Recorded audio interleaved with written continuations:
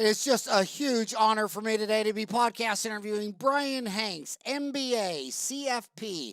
He's a national transitions expert for both buyers and sellers, directly involved in hundreds of dental transitions in all 50 states. He is the author of 3 books and is regularly featured in various publications.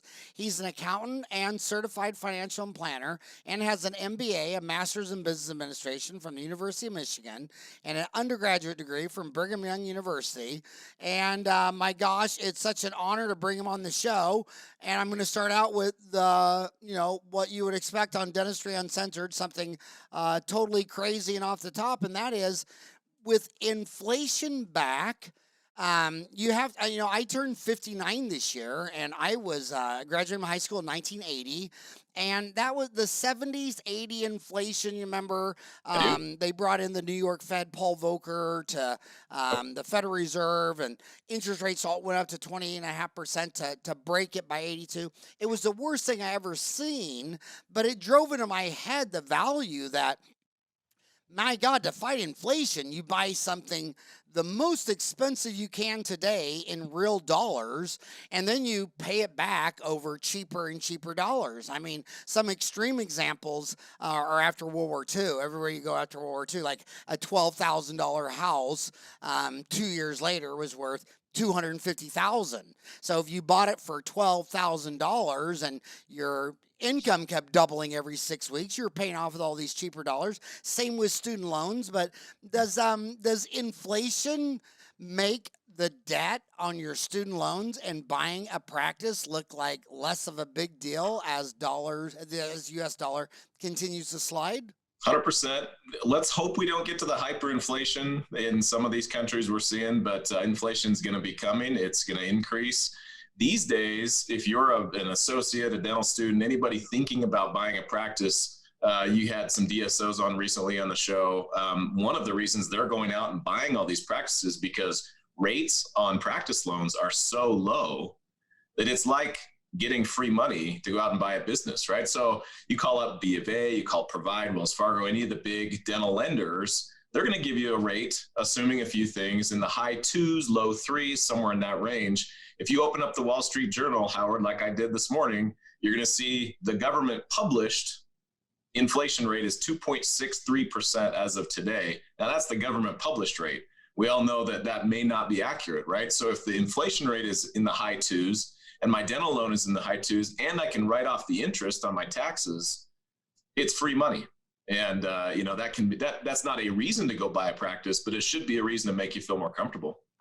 Yeah, and by the way, everybody cooks the books, and the United States government is the best at it, because when I graduated in 1980, you could buy any fancy brand new car, a Trans Am, a Camaro with Krager mag wheels, all that stuff. Everything was about 10 grand, and now every one of those cars is 30 grand. And from 1980 to 2020, that 40 years, they say there's no inflation, and I'm like, I'm pretty sure a brand new car costs $30,000 and it used to cost $10,000.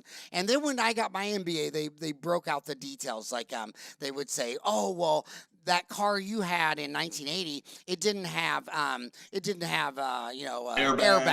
seatbelt, GPS, sure. So we're going to start adding all these things. And that house that you had, it only had a 10-foot ceiling. And now these houses have 15-foot ceilings. So instead of measuring the square footage of the floor, now it's volume, 3-dimensional.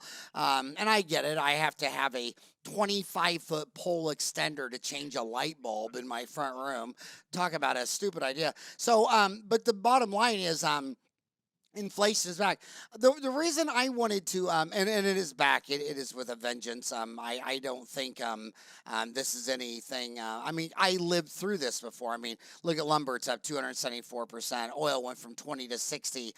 Corn, rice, rice isn't, but that's a totally different cultural thing. But commodities are back up. I think the standard example that explains Bitcoin and stocks. I mean, people wonder, like, in the middle of a pandemic, why did the stock market jump up a third?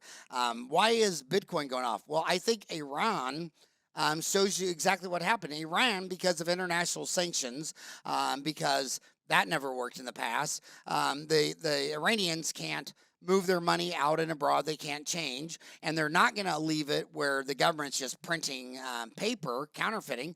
So the Iranian stock market is the best performing stock market of the whole year. It's up the highest because the Iranian money, you have to put it in Bitcoin or the stock market, or you're going to lose it all to the inflation. And I don't think Bitcoin is it costs 100,000 times more money to buy and sell something with Bitcoin than it does my Chase Visa debit card, and electricity and all that stuff. It's not, people aren't using it on transactions. I've never bought anything with it, but it is a store of value when the government sets out to just print money. I mean, in World War II, we had deficits this high, but the people bought war bonds for a nickel a dollar a year back. This time they're like, we're not even going to ask you to buy a war bond. We're just going to print $1 trillion, and $1 in every $4 in the world was printed last year. So I think these kids coming out with $400,000 of student loans are going to find it much easier to pay back with cheaper dollars, the same within a practice. But here's why I wanted to get you on so bad, and that is I graduated May 11, and I had my office open 133 days later. I went and rented a space. I did it for no money down. I called the landlord. He had a 20-foot by 60-foot. I said, what's it cost? He said $10 a square foot for 3 years. I said, okay, I'll pay you $20 a square foot for 5 years. And he said, okay, what am I doing with my extra money? I said, doing the build out. And I said, you built this 20-acre center. You could obviously build this cheaper than a 24-year-old dental student. And then I went down to Healthco, which was the Patterson shine of the day, picked out everything I ever wanted. And they said, okay, it's $87,000, which was the same as my student loans. And I said, okay, well, I don't have a dime, so I'll just make 60-month payments. And on the last payment, it'll lease to own.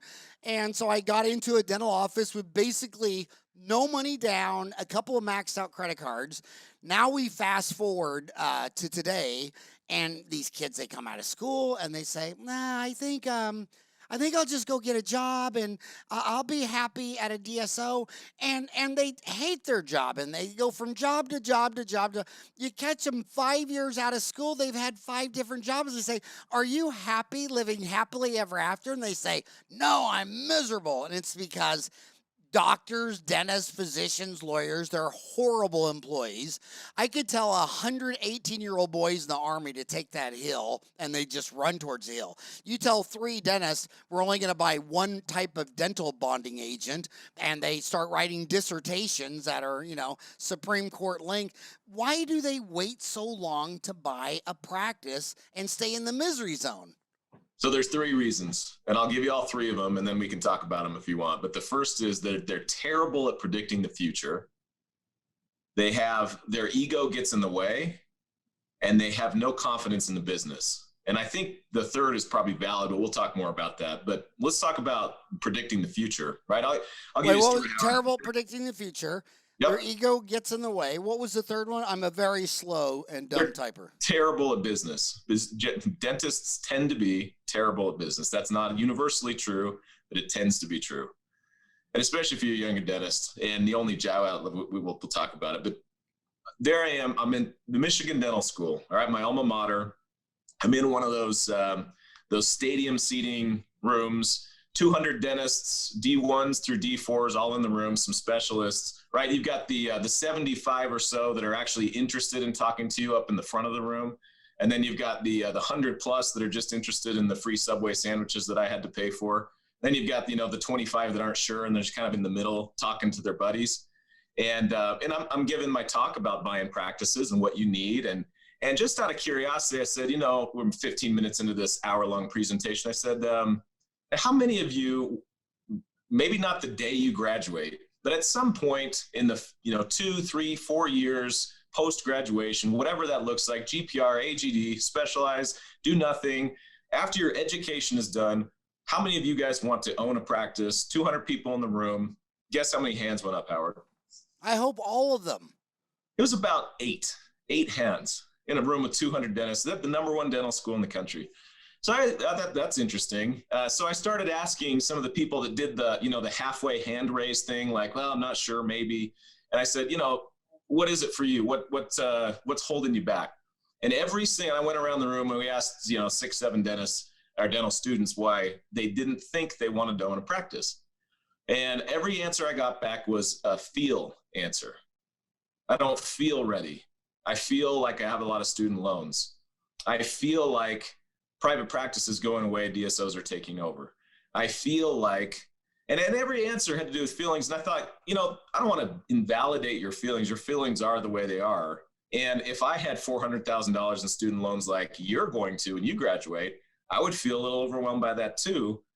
The problem is that dentists are human beings, and human beings tend to be terrible at predicting the future. And so they think that the quickest way to get from that feeling of being overwhelmed to feeling safe and fulfilled in their career is to, just go get a job, like you said. And they find out that that's not true. We can talk about the DSO model for a second. I tell Creighton, Michigan, OSU, down by you, Howard, Thunderbird. Anyway, these dental students, when I go speak, I say, private practice is not going away. Private practice will be around forever. DSO is just a business model. And as a patient, I hope that there are lots of different business models that cater to all different types of patients. But dentists are looking at, they're reading articles like it's 1970, and they're seeing, someone saying we're this close, Howard. We're a couple years away from cutting down every tree in the rainforest. Guess what? It's 2021. We got more rainforest than ever before. It's 1980.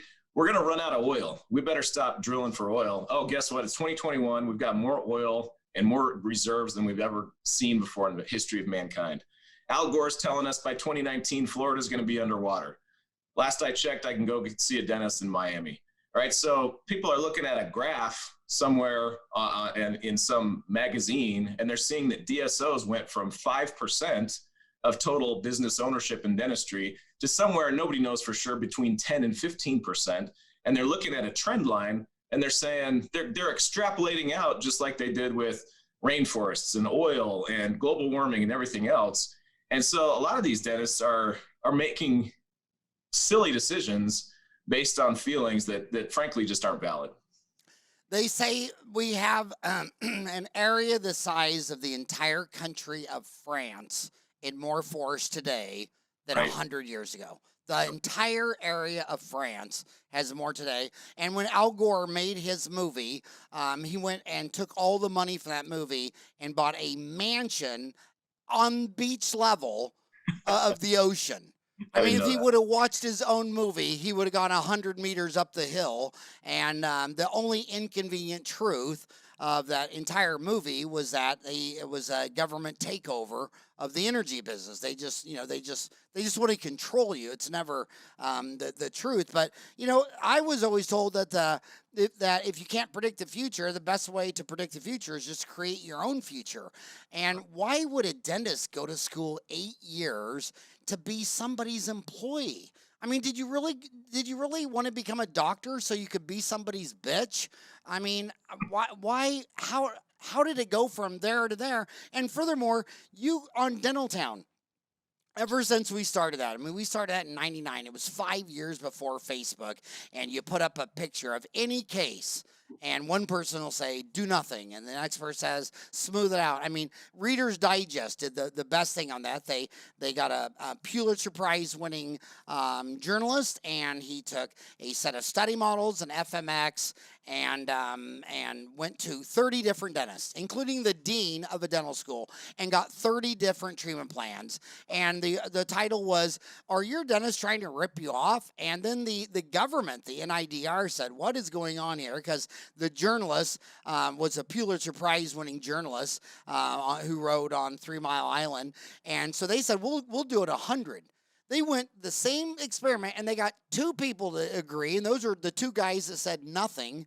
And then treatment plans 3 to 100, where every single one of them was different. So when you go get a job for another dentist, the chance that you're going to agree with your employer is about 1 in nothing. I mean, it's not going to happen. They're miserable. And they get all bent out of shape about everything from the gloves, the lab. Oh, the lab the DSO uses. That drives them crazy.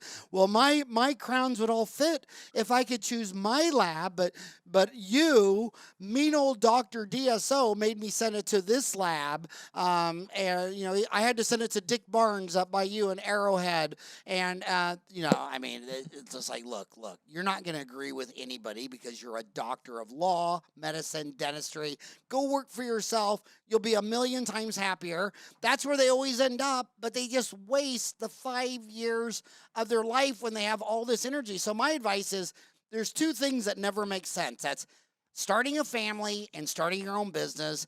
And so, you know, when you do that, before you start thinking about it, I had 4 boys made in 60 months and my office open. And by the time I realized, wow, maybe I shouldn't have started 4 boys and my practice, by the time I realized maybe this was too much, I was already done. I had my family, I had my $1 million practice, and it was over. And now they want to do that when they're 30? Are you kidding me? You want to do that when you're just young. I tell people there are 5 things you need to buy a practice, but one of them, and I think you should go get a job for a year. In fact, you call up Bank of America and say, hey, I want to go buy a practice downtown Phoenix. I'm a 4th year dental student. I'm graduating in a couple weeks. You know, you're going to give me 100% financing, right? And Mike Pakula, the rep there in Arizona, is going to laugh. He's not going to laugh. He's a nice guy, but he's going to say, no, you know, call us in a year. And the banks have figured out they have a process now, right? So they want you to go out and work. They want you to get some hand speed. They want you to get some clinical experience. They want you to figure out what you thought you liked when you finished dental school is different than what you actually like doing a year later. But you're right. The biggest mistake, Howard, people make when buying a dental practice is waiting too long. They wait too long. My average client has been out of school for between 5 and 6 years. You only need, you call up, again, Provide, Wells Fargo, I don't care which bank you call, about a year. About a year is what the bank will say, you know, thumbs up, give us a production report, your credit history is great, you got some cash saved, fantastic.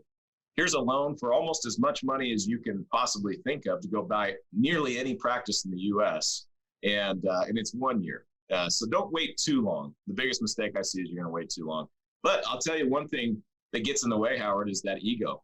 I don't know if you see this, but you talked about dentists disagreeing. A lot of what stops dentists from buying the practice is they get into a transition. They've heard snippets. Maybe they read something on the forums that is, true for one dentist, but not true for another. And that ego gets in the way, right? So they find the dream practice. It's next to Al Gore's mansion there on the beach somewhere. And they say, all right, Brian, I'm ready to buy this practice, but I've got a problem. You know, the broker says, collects $1 million, the overhead's 50%, it's got 5 operatories, the staff is trained, they've been there forever. And you go down the list and it's the dream practice. But I heard the average practice sells for, 75-ish% of last year's collections. This broker's valued it at 85%. I can't pay that, because I don't want to pay above average. And that's just silly. Now, too many dentists live in Lake Wobegon, right? They think that they should get a deal. Wobegon. Yeah, Lake Wobegon it's a fictional place where everybody's above average, right? So I never heard of that one. If the median average sales price for a dental practice, it's, by the way, as of 2020, I've got some updated data. Now, this is my data set, right? Average sales price through 2020, 76.83%. And that's probably a little skewed, right? My clients are buyers. They're the ones paying me. They're probably not buying the $300,000-$400,000 collecting practice.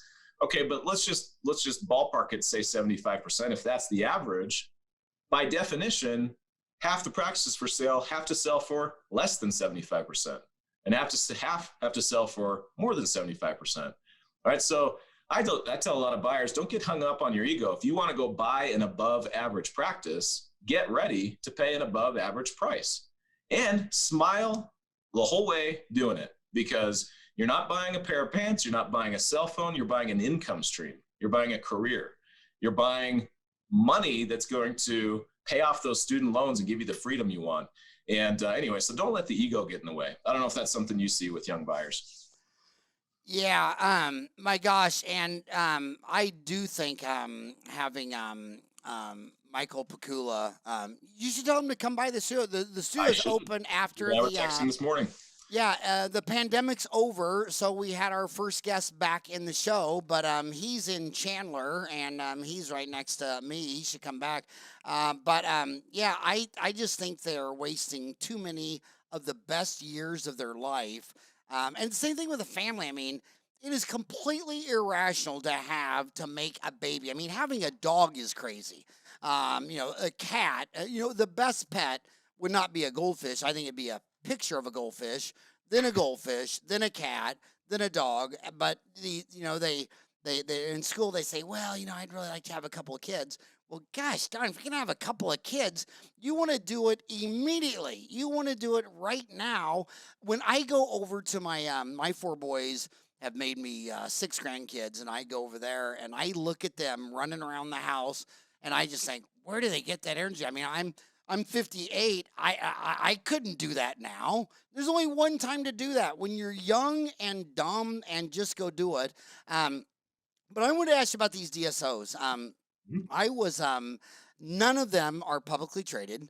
NASDAQ won't touch any of them. And Joseph Schumpeter got the Nobel Prize in economics for business cycles. University of Chicago's had more Nobel Prize winners in economics than any other school in the world. And the business cycle, it's a real thing, because, like Schumpeter said, the reason there's a business cycle is because crazy ass humans are making all the decisions, and they're not Lake will be gone. Yeah. They're not all above average. Half of them have to be wrong. But when there's this next time of contraction, when you see these DSOs buying with complete debt leverage, I mean, no skin in the game, no equity, no cash. It's just, I'm going to borrow the whole damn amount, buy this big DSO for another. It's like everybody's just trading a hot potato, because usually if it's a solid business that's growing in earnings, I mean, imagine you're on Shark Tank. You say, okay, I'm on Shark Tank. Brian, I'd like to borrow $1 million. And we'll pretend you're talking to the smartest guy on Shark Tank, which is obviously the bald guy, Mr. Wonderful. And Mr. Wonderful says, okay, Brian, how do I get my money back? Oh, well, next week I'm just going to come borrow another $1 million and buy another $1 million. Okay, how do I get my money back? No, that's all I'm going to do. Every week I'm going to come and borrow another $1 million. And by the time I've grown my business to $100 million, I'll also have $100 million in debt. Well, that's not how you take a company public. You got to show that you're growing in earnings. So if there is a down swing in the instead of leveraging up massive debt sheets, and then during the down cycle, it's a decelerization of debt. Do you think there's going to be a lot of DSO, non-performing dental offices hit the market and be a boom for all these graduates to find all these non-profitable dental offices for sale? Probably 1 out of 5 practices I look at with a buyer is a second, third, or fourth location of some, let's call them mini DSOs, right? It's the seller, it's the owner who has a profitable practice, got bored, listened to the equipment rep who told him he's a sucker to only own 1 practice, and went out and bought the second, bought the third, realized that 1 practice, yeah, he was okay at running 1 business, but running a second and now being an absentee owner in the second, third, 10th location just isn't working. You had the ortho DSO on recently. I think there is a business case to be made for some consolidation. It's just tough, right? Where's the profit margin? All right, average dental practice overhead, 61.7%. You're going to pay the doctor 35. That leaves less than 15% now for the owner. You're going to, you keep some of the hygiene and some other things, but that 15% goes away pretty fast after you're paying the debt service. And you've got to pay the good associates to keep them around so they don't go buy their own practice. And what are you consolidating? Payroll? Okay, maybe. Advertising? There's not a lot of, you're going to argue with Benco over 10% on your dental supplies. Maybe, again, maybe you're Pacific Dental and you got 900,000, 1,200 locations. Yeah, you might be able to get a deal. But 10 offices, yeah, they'll give you a little deal. But no, yeah, so I'm already seeing it, Howard. I'm already seeing a lot of second, third, fourth locations up for sale. And they're always, right, they're always the dog, right? The seller it's still, 40, 50 years old. They're not ready to retire. They're not selling the good practice. They're not selling the profitable one. They're not selling the one with consistent patient flow and the well-trained staff and the 500 five-star Google reviews, right? They're selling the one that's been dying on the vine and slowly bleeding patients and has the 3.5-star rating on Google and all of those things. And buyers rightly are saying, I don't want that. Or if I am going to pick that up, we're going to have a very restrictive covenant. You're not going to be within 20 miles of this practice. I'm going to lock down all these patients and I want a deal, right? And a lot of times the seller's saying, I can't afford to give you a deal. I'm underwater. I owe the bank. I still owe them 95, 100% of what I paid on the practice 3-4 years ago. And so the seller now is stuck between taking a bath on a practice they can't wait to get rid of and needing to pay off that loan. And so it's only going to get worse if there's any kind of recession, if patients stop going to, the dentist to do some of the cosmetic stuff. So yeah, it's something to watch. Do I think that DSOs could grow in the percentage of the pie? Yeah, conceivably over time and over decades and things like that. Are we seeing the end of private practice ownership in the next 10 years? Forget it. Never going to happen. Well, the DSO leaders have been on this show explaining that they have given up the rural. So half of America is the rural. That's a flyover state. I was born in Kansas. We just saw the airplanes fly over with their little white tails behind them. We never saw them ever land. They were just flying over. And usually that was where they would, release all their trash and toilet and clean everything out. And, just from one coast to the other. And the DSO said, we're not going to the rural market because they can't get a doc in the box. I mean, 10% of their DSOs on any given day don't have a doc in the box, and they were all in the rural area because after World War II, you get married 16, 17, 18. Now you push that back a decade. So if you come out of school and you're single, the number one goal of a species is to find another primate to mix gametes with, and they don't want to go look for a gamete donator in Parsons, Kansas. They'd rather go to Phoenix with 3.8 million people to choose from. So the young single kids will not go rural if they're single. The only ones that do are married with children, where they already got the family all wrapped up in a box and ready to travel. But And then when they look at the DSOs, they say, like you made a great point, that they've gone from like 5 to 10 to 12 to whatever percent. It's thinking linearly. I mean, everything is a business cycle. What goes up must come down. I'll give you 2 examples. Remember that first video game, that Pong game, where you just, what was it called? Was it just called Pong? Yes, Pong, yeah. Pong. And, so when I got out of school, there was a dental supply company in every city. And then they started to consolidate until it was just Patterson, Shine, Benco, and Burkhardt. And as soon as it hit that about 5 years ago, it starts bouncing the other way. And now you see dental supply companies open up everywhere. Same thing with beer. When I was in high school, every town of more than 100,000 had its own brewery, its own beer. And then it all got consolidated by Budweiser, Busch, Miller. And as soon as it was consolidated, it starts heading back the other way. And now there's all these microbrewery explosions. And DSOs have been going up. And they've been going up all with leverage, debt leverage that and it's not my opinion, it's NASDAQ has not taken any of these public, because when I got out of school, they took Orthodontic Centers of America public, and there was about a dozen of them on NASDAQ. And they all exploded spectacularly for the same reasons. And Wall Street doesn't believe in them, but dentists still believe in mermaids and tooth fairies and unicorns, and that the DSOs are going to take over the whole market. So where does this unicorn, DSO, mermaid belief in DSOs, where does it come from? And why did it capture all the imaginations of people that got A's in calculus, physics, geometry, trig? I mean, where does this come from? 2 things. Those students that were A students through everything, how many jobs did they have? Maybe they worked at Subway, right? Maybe. They never worked in corporate America. They never started a business. They never run anything, right? So you get on the dental treadmill, take the DAT, get the dental school, do the AGD, maybe go specialize, get an associate job, buy a practice. Okay, now I own a practice. Are you a good business owner? Probably not, but you're probably adequate because the business dentistry has built a moat around itself and the crown fees are high and you can still make money. And so, you make $1 million or you're collecting $1 million, maybe you brought home 350, something like that. And you think to yourself, man, I'm good at this. Man, I am a fantastic business person. And so that's the second, there's no business experience. And they don't understand what made them successful in business isn't necessarily their good looks, charm, and skills with a handpiece, right? So where does it come from? The second thing I would say is, if you're a magazine publisher, if you're the editor of AGD Impact, right, the Academy of General Dentistry, who's gonna buy space in your magazine to write an article, or has a motivation to, or you have some, I don't know if you have reporters out there doing articles and things. Who's gonna write the article that says, hey, you know what? Probably just stick to one practice, try to make it a little more profitable. That's the best way to go. No, the sexy article is, hey, 2 practices, 3 practices. Here's the cool new equipment you can put in that 4th office you buy.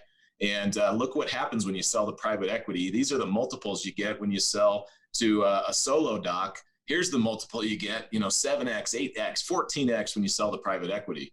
That's the sexy article that's going to get the clicks, get the eyeballs, get the readers. So I think those 2 factors combine, that lack of business experience, and then just the bent or the lean in the publishing world to kind of lean towards the articles that talk about multi-practice ownership. Well, back to your awesome Lake Wobegon, and they used to ask him, is that the name of a real town? And he'd say, no, it's fictional. And he said people were disappointed because they want the stories to be true. They want it to be true, whether it's a doom and gloom. Like my 2 older sisters are nuns, so I've had to live my whole life through a dozen end of the worlds coming. I mean, I can remember all the way back to Blessed Sacrament, where there was a big family meeting and school meeting because the end of the world was near. They wanted to believe it, and some people are talking about the stock market crashing not because they have any metric, any economic reason for it. It's just the doom and gloom. So the reality is, I'm scared of starting my own business.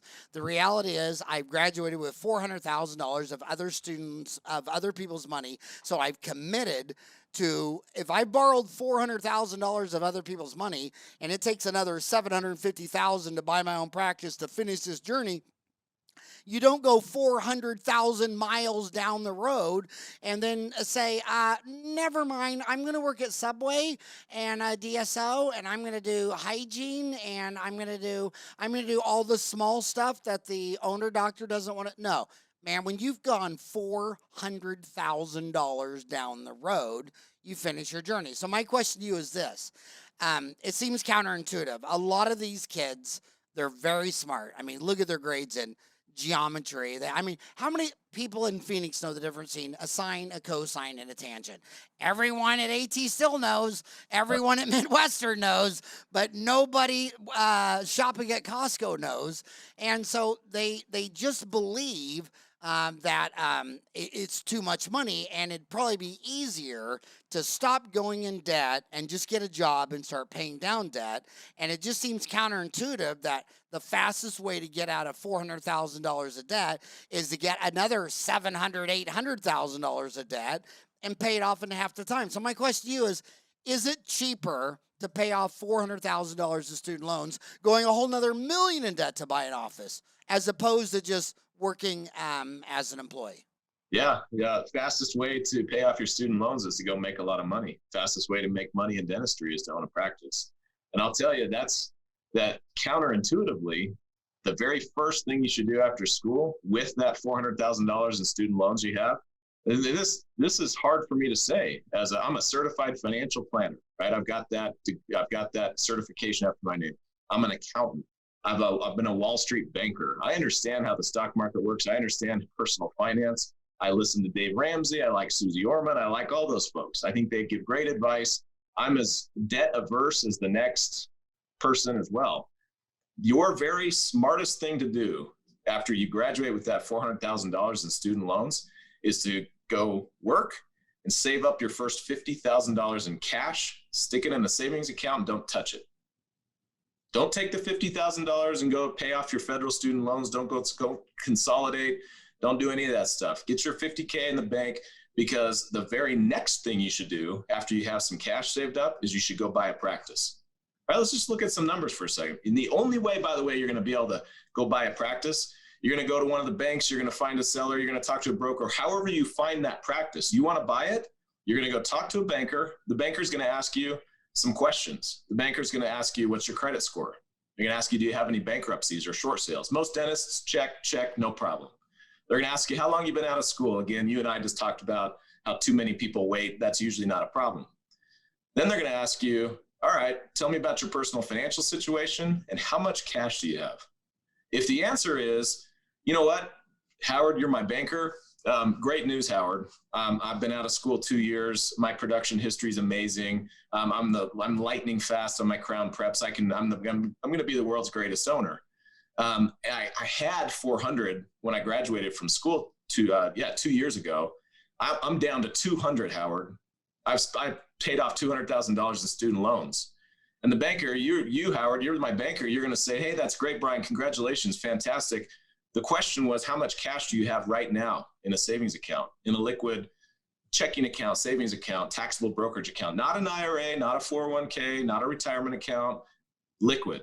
And if the answer is, wow, I used all my money to pay down my student loans, you're out of luck. The banker's going to say, wow, Brian, good job. Come talk to me in 6 months when you got some cash saved.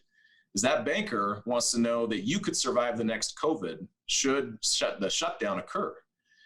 So yeah, it's counterintuitive. The fastest way to make money in dentistry and to feel like you're out from underneath those student loans is to go make as much money as you possibly can. And the fastest way to make money in dentistry is to own your practice. You can get a great associate job. You're going to be hustling. You're going to hustle at the same speed as an owner and make a heck of a lot more money. Well, I mean, I think simple math would tell you if you know the math at the macro level, you should figure it out to the individual. And the math at the macro level is that if they, instead of graduating next month, if they become a specialist, the average specialist makes 320, whereas the average general dentist makes 197. But when you drill down on that general dentist number, the dentists who own their practice make 100,000 more than dentists who are employees. So if a dentist owns their own practice, they make 244. If a dentist is an employee, they make 147. The average is 197. So if you're thinking about taking on an associate, well, the most you're ever going to really make at the macro level, if you have enough locations, is $100,000 on each dentist. So if you're a dentist going to get a job, you're going to make $100,000 less because you're an employee. Who they don't hire you for charity. They hire you to make money. I mean, they got to get a return on investment. So it's $100,000 decision of should I work for you or should I work for me? My gosh. It's really just psychology. And speaking of psychology, you wrote an amazing book. You wrote a book. Let me go find that on. Well, I'm an accountant, Howard. I'll tell you how I named the book, right? I had all these dentists emailing me questions. I was a dental CPA and helping people with taxes and financial planning. And I got a lot of questions. And the questions were always, how do I buy this dental practice? So you see the title of the book, right? It's How to Buy a Dental Practice. Yeah. Right? That's my accounting background. Lack of creativity, I call it. And that's the only time I see your middle initial D, Brian D. Hanks. It's got to be David, or David. Yeah, look at your computer monitor. It's could be that, but it's Dell, D-E-L-L. Wow. Any relation? None. Nope. None to Michael Dell. Did you know his dad is an orthodontist?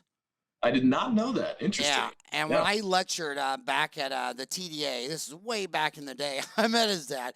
His dad was so funny. He was talking about how, he was an orthodontist.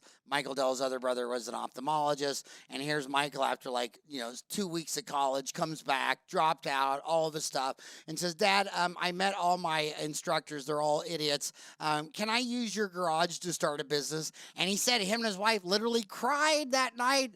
They're crying like, what are we going to do with this crazy Michael Dell, and now the rest was history. But I think your book is amazing. It's called How to Buy a Dental Practice, a step-by-step guide to finding, analyzing, and purchasing the right practice for you. It has 123 five-star ratings. I mean, by dentists. These are people that don't like anything. Oscar the Grouch is what I'm thinking about when I think about a dentist. And it says, if you're thinking about buying a dental practice, you must read this book. Thousands of dentists go through the process of buying a dental practice every year. Did they choose a good practice? Did they buy at the right price? Did they buy at the right time? The stakes are high to get the right answers to those questions.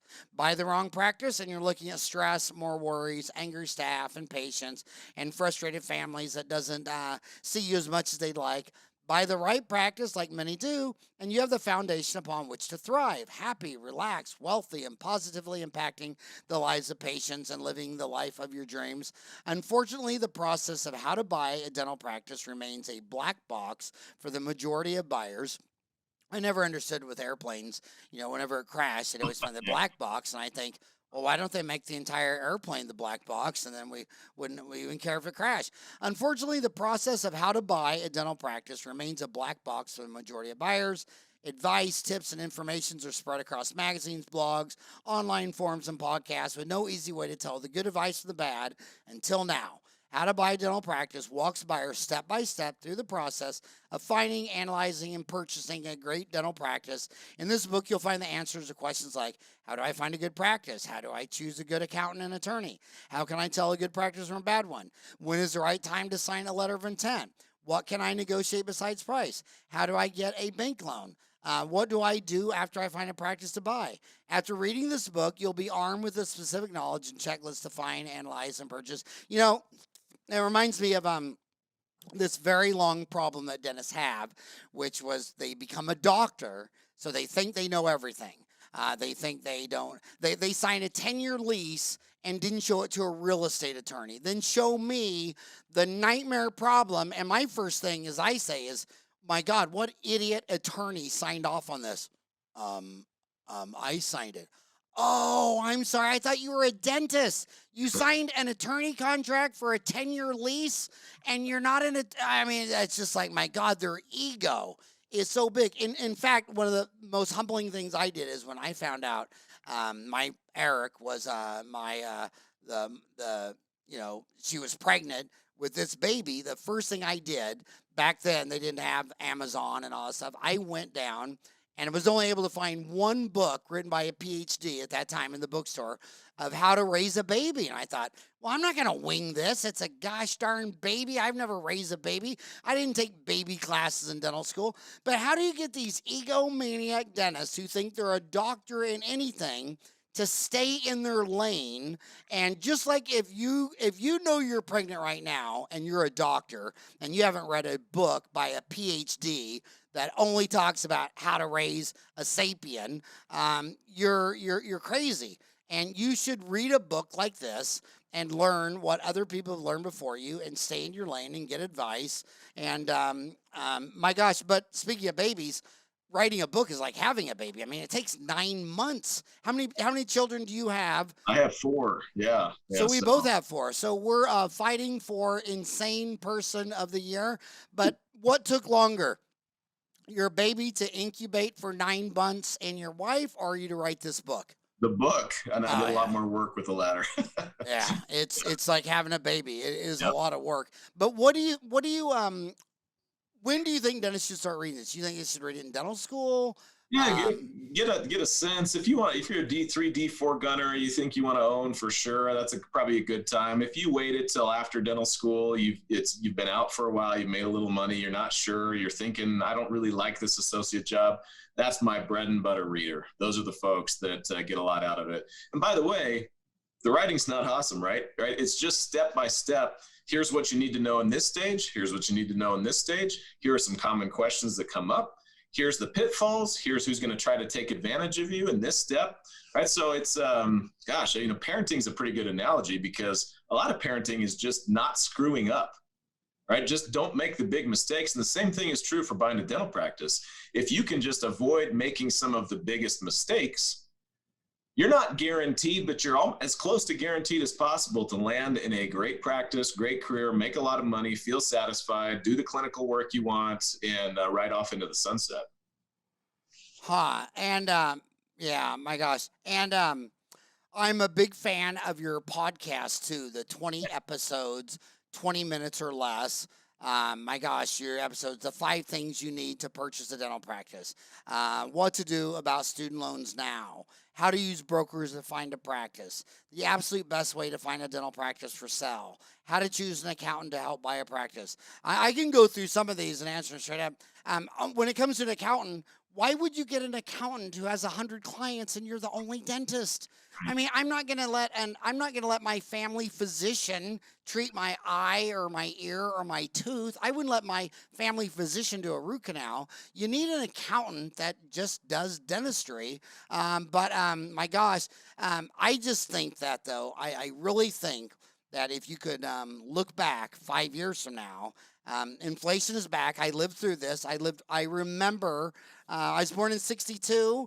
I graduated from high school in '80. So gosh, back then in Kansas, you can't drive till you're 16. But if you had a farmer sign off on your pink slip that you were needed for farming, you get your your driver's license at 14. So I bought a car at 14 and stacked it within a year. Bought another car at 15 in cash, stacked that within a year. And then when I was legally able to buy a car at 16, all the way to today, I've never stacked the car. So I think there's a reason you shouldn't drive until you're 16. But inflation's back, man, and you're just going to buy something with real dollars and paid off with cheaper dollars, and I just can't think of a better thing to do than that. So your website, which website should they go to? Should they go to dentalbuyeradvocates.com? You Yep. also have practicepurchase.podbean.com for the podcast.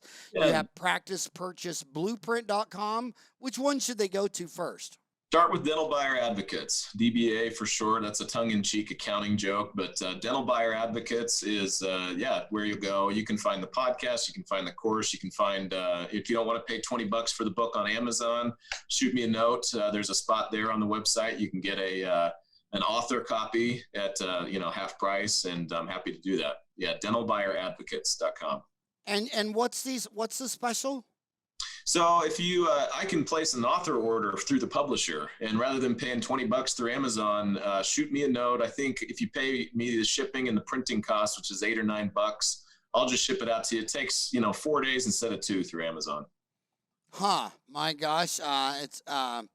Yeah, I don't think of money until it's chunks of at least $5,000. But I guess if if you got those $400,000 in student loans, that $10 can feel meaningful. And by the way, I'm happy to do it. It's more of a favor.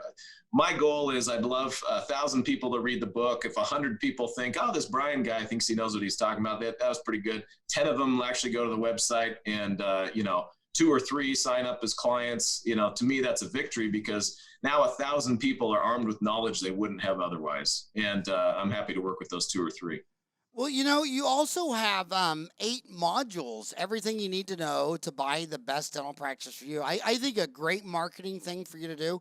We put up 400 online courses at Dental Town, and they like to get credit for their CE. The views are over 1 million. You got 8 modules. You ought to put the first module up on the Dental Town online for free, and say if you want to watch shows modules 2 through 8 to go to practicepurchaseblueprint.com. But I mean, power is knowledge, and I think that when you're in fear, you're just overwhelmed. You haven't done it before. Like take math. You started out in kindergarten, and you just slowly went all the way to calculus, and you just think that you're going into a private practice. It's going to blow your mind. I do agree with your something, because I've noticed this.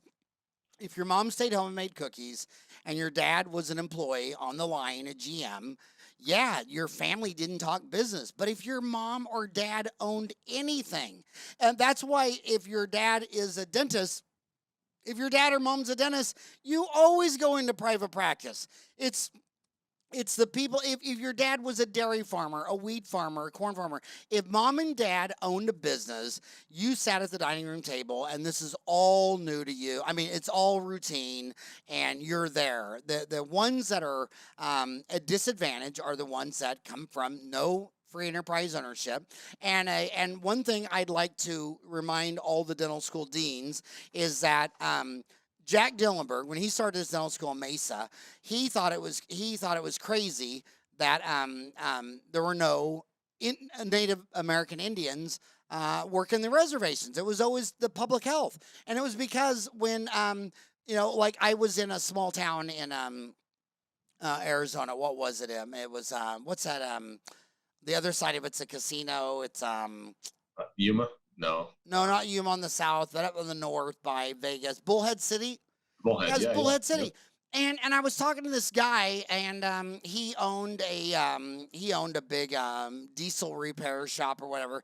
And I said, well, what is your limit to growth? I mean, what is your biggest constraint? Is it marketing, new clients? He goes, no, it's every time a kid from Bullhead City, he says, I need mechanical engineers, and every time some kid applies to ASU to be a mechanical engineer, he doesn't have the GPA high enough as some kid born in Scottsdale who's never going to live in Bullhead City the rest of his life.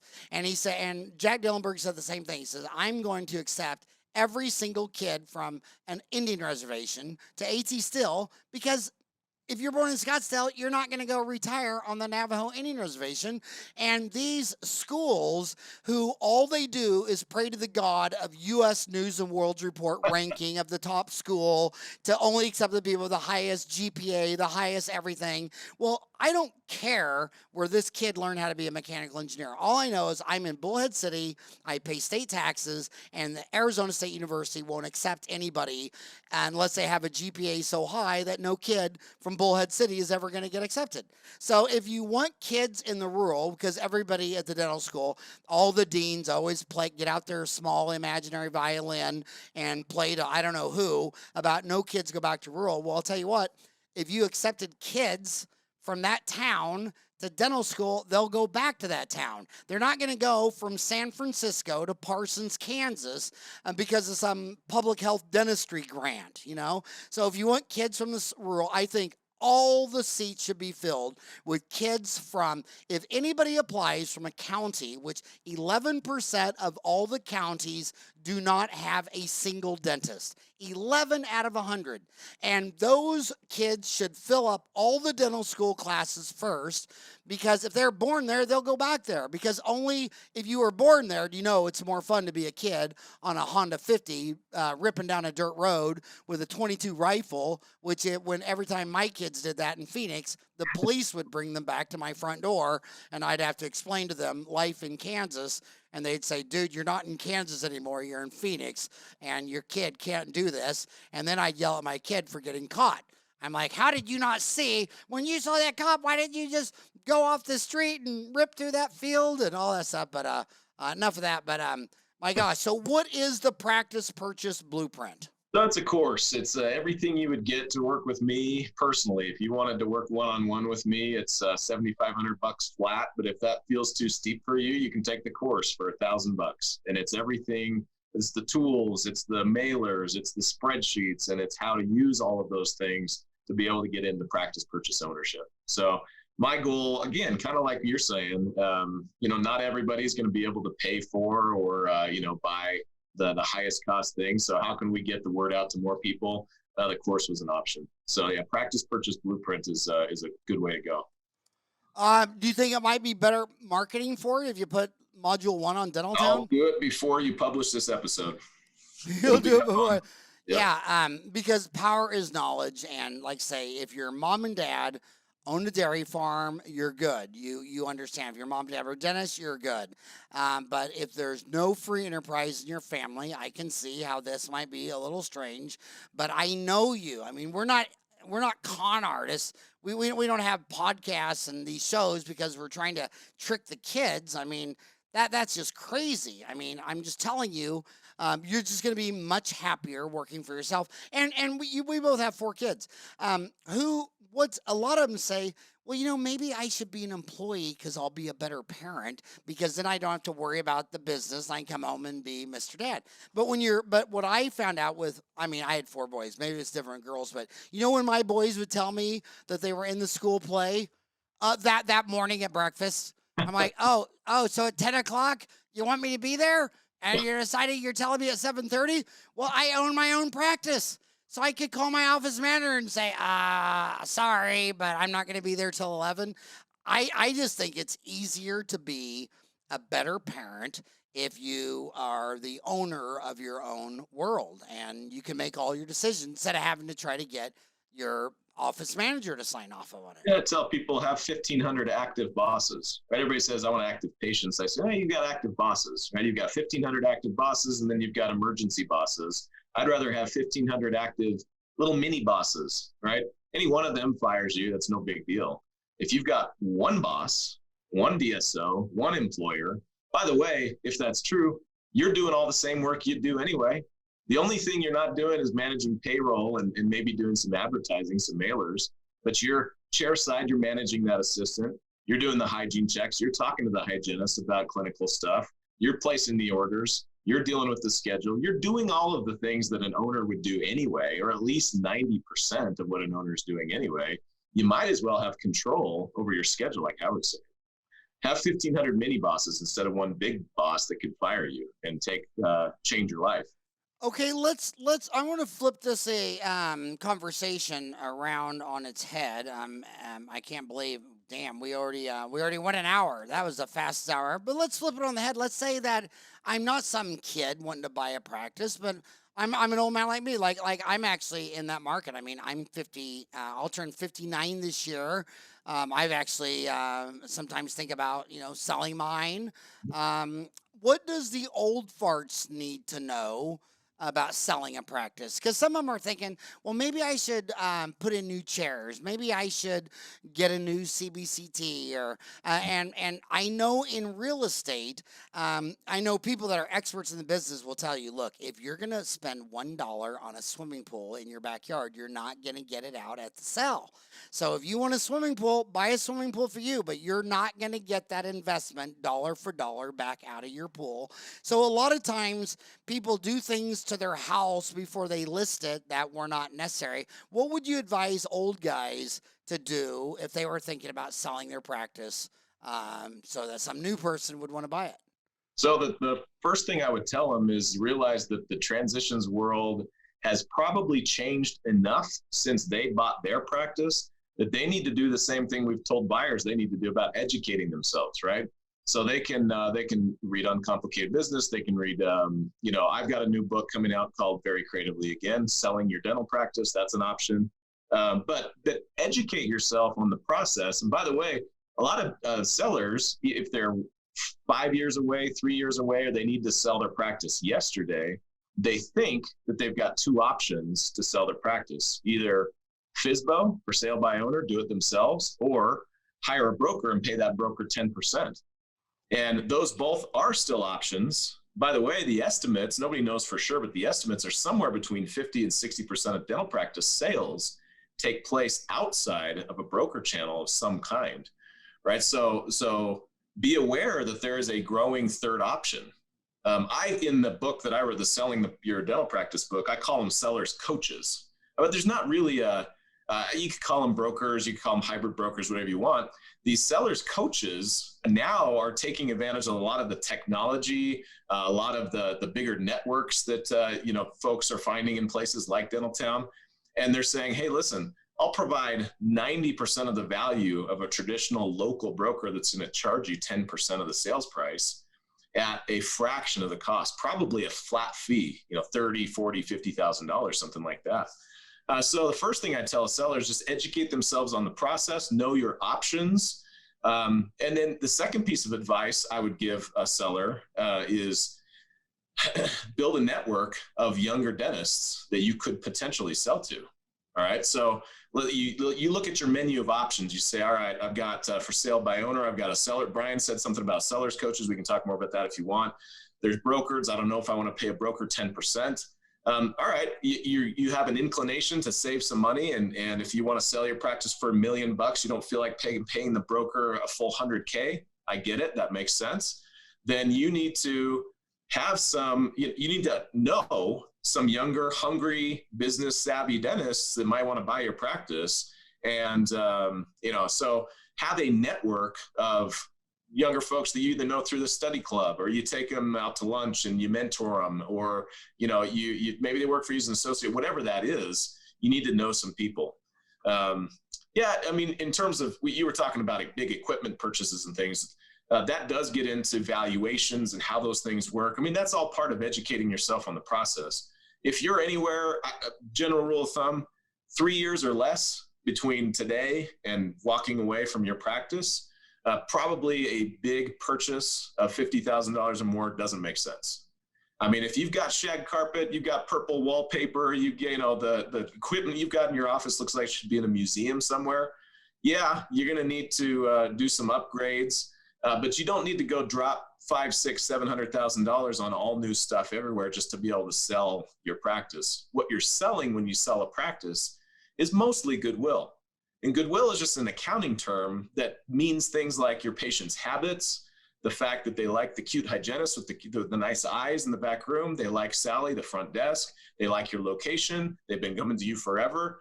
All of that is what people are really buying when they buy your dental practice. So educate yourself, get to know some younger dentists, and remember, don't drop a bunch of money right before you sell your practice.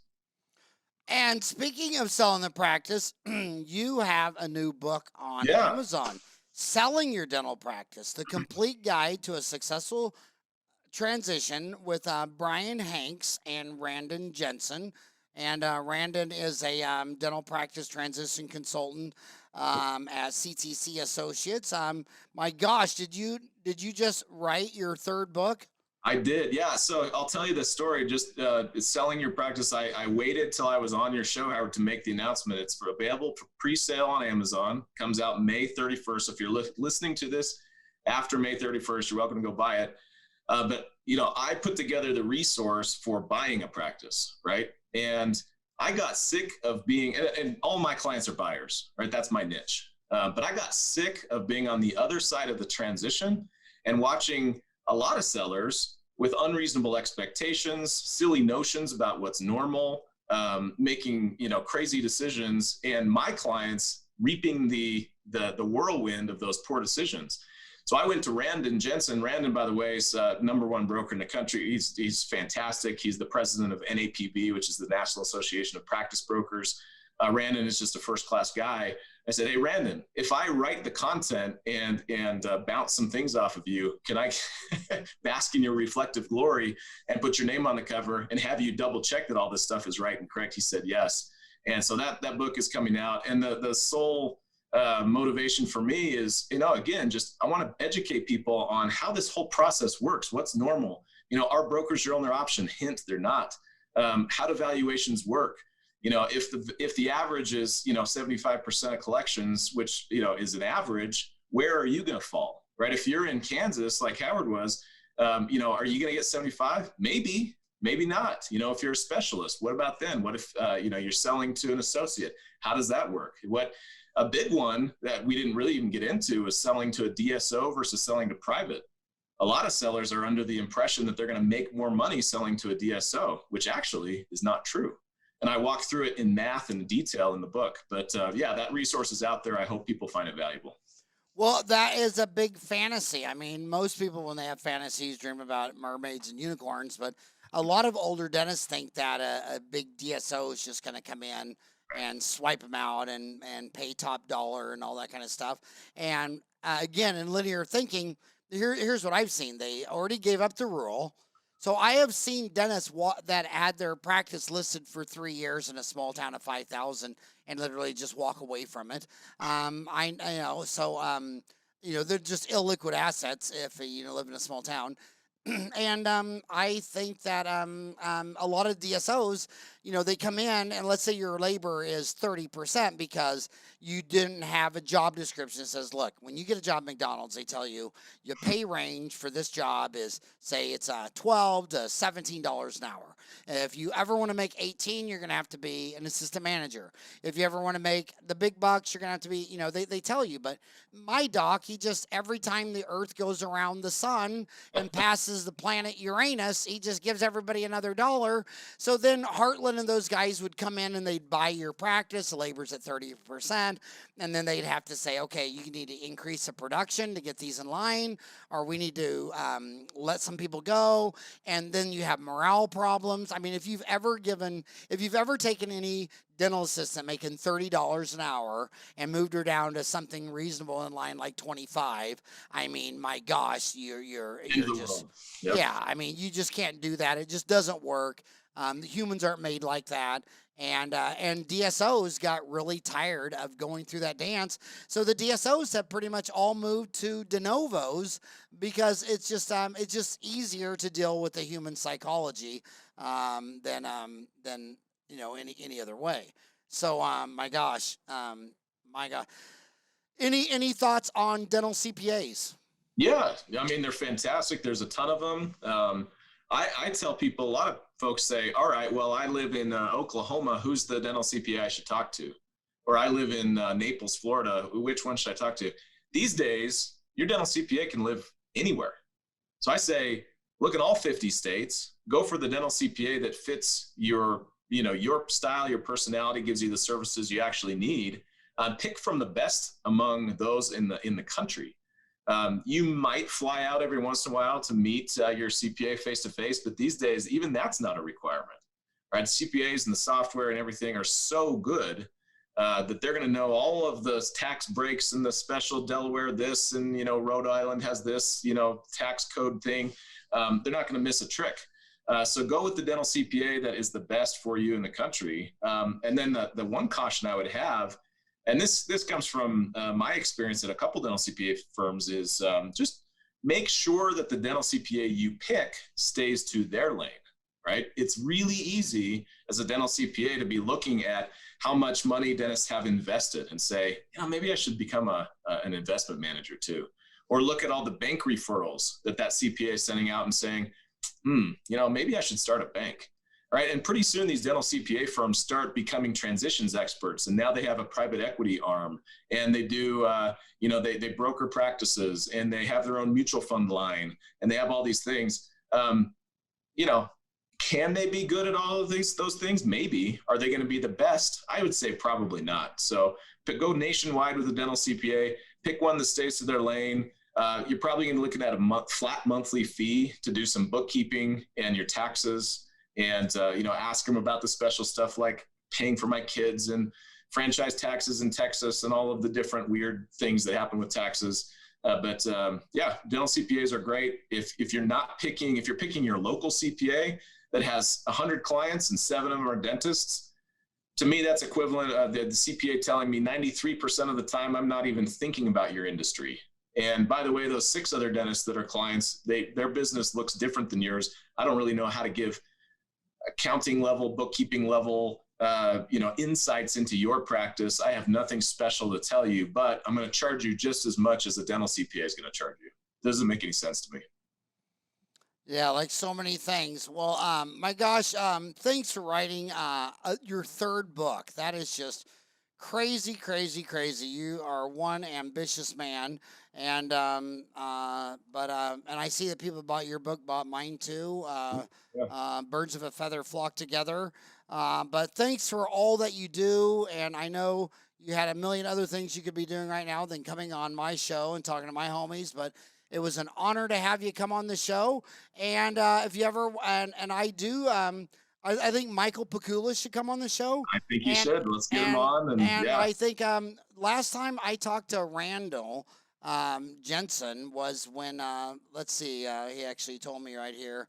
It was when he was, he says, I enjoyed your presentation to our practice evaluation study club in Scottsdale last month.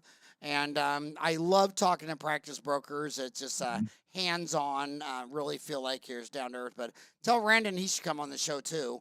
I Talk will. about the other half of the book. But other than that, man, have a great day and good luck on getting my homies into their own practice, their own dental home. That's where they'll live happily ever after. Been an honor. Thank you, Howard. All right, have a great day. Yep.